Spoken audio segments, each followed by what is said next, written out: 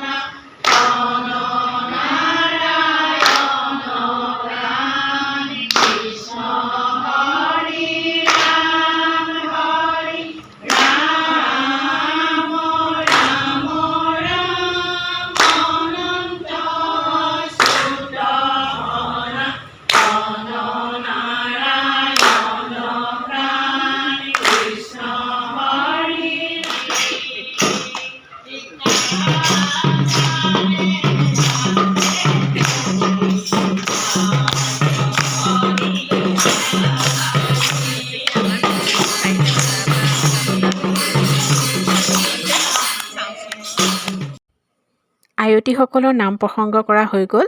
এতিয়া শৰাই এভাগ দিয়া হৈছিলে যিহেতু, আৰু শৰাই ভাগ এতিয়া ধুনীয়াকৈ ইয়াৰ ৰেডি কৰা হৈছে সকলোকে দিবলৈ।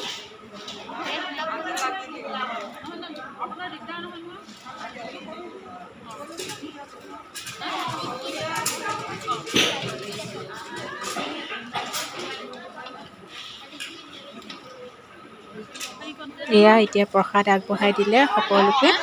এয়া দিছে প্ৰসাদ, কল, আপেল, তিয়ঁহ, লাডু। মোৰ কিন্তু চবতকৈ ভাল লগাই হৈছে লাডু খাই মোৰ বহুতেই ভাল লাগে প্ৰসাদৰ।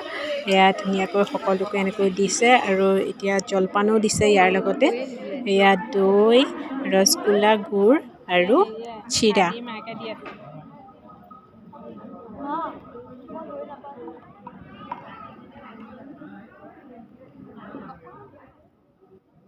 গিলাচত ল'বানে তাত?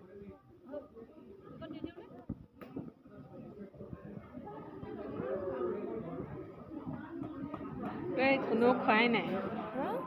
নামঘৰৰ পৰা আহি পালোহি আৰু আমি দুয়ো গ'লোঁ এটা বাৰ্থডে খাবলৈ। এয়া বাৰ্থডেত কি খুৱাইছিলে মই আপোনালোকক দেখাই দিছোঁ।